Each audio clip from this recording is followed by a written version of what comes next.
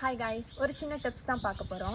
நீங்கள் flower ப்ரிசர்வேஷனுக்கு ஃப்ளவரை courier பண்ணும்போது full and full dry ஃப்ளவர்ஸாக இருந்துச்சுன்னா ஒரு சின்ன பாக்ஸில் போட்டு கொரியர் பண்ணுங்கள். அப்போ கொரியர் சேஃபாக வரும். நீங்கள் பாக்ஸ் பண்ணாமல் ஒரு பேக்கில் போட்டு அப்படியே கொரியர் பண்ணிங்க அப்படின்னா உங்களோட ஃப்ளவர்ஸ் எல்லாமே ஏற்கனவே ட்ரையாக இருக்குது, அது ஃபுல்லாக வந்து க்ரஷ் ஆகிடுது. அப்போ எங்களுக்கு வந்து ஒரு பெட்டலாக எதுவுமே கிடைக்காது.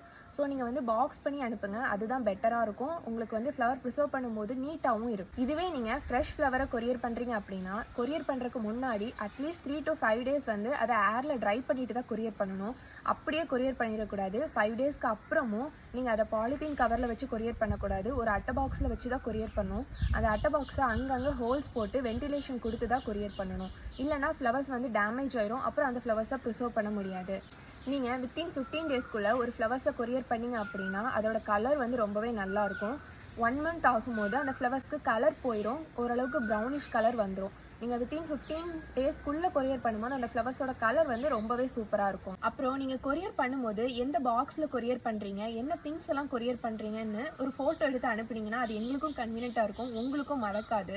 அட் லாஸ்ட்டாக ஒரு சின்ன ரெக்வஸ்ட், நீங்கள் பேமெண்ட் பண்ணதுக்கப்புறம் உங்கள் ப்ராடக்ட் உங்களுக்கு எந்த மாதிரி வேணும் அப்படிங்கிறத ஒரு டயக்ராமாவோ இல்லைனா ஒரே ஒரு டெக்ஸ்ட் மெசேஜாவோ ஒரு வாய்ஸ் மெசேஜாவோ நீங்கள் டீட்டெயிலாக கொடுத்துருங்க.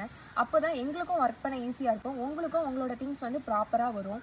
ஏன்னா உங்களோட திங்ஸ் நீங்கள் பணம் கொடுத்து பண்ணுறீங்க, அதை ப்ராப்பராக பண்ணுறதுக்கு எங்களுக்கு அது ஈஸியாக இருக்கும்.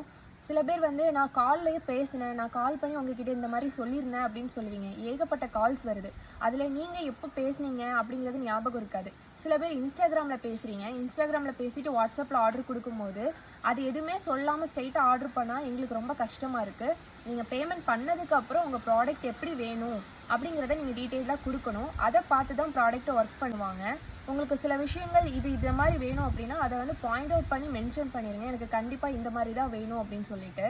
ப்ராடக்ட்டை ஃபினிஷ் பண்ணதுக்கப்புறம் நான் நீங்கள் இந்த மாதிரிலாம் பண்ணுவேன்னு நினச்சிருந்தேன் அப்படின்னு சொன்னால் ஒன்றுமே பண்ண முடியாது. ஸோ உங்களுக்கு எந்த மாதிரிலாம் வேணுங்கிறத முதலே சொல்லிடுங்க. நீங்கள் ஆர்டர் ப்ளேஸ் பண்ணதுமே உங்களுக்கு என்னெல்லாம் ஃபோட்டோஸ் அந்த ஃப்ரேமில் வைக்கணுமோ அது எல்லாமே சென்ட் பண்ணிடுங்க. உங்களோட பியூட்டிஃபுல்லான மெமரிஸை எப்போவுமே உங்கள் கூட பியூட்டிஃபுல்லாக இருக்கிற மாதிரி நாங்கள் சூப்பராக ப்ரிசர்வ் பண்ணி கொடுப்போம். எங்களை நம்பி கொடுங்க. Thank you for the support. Bye.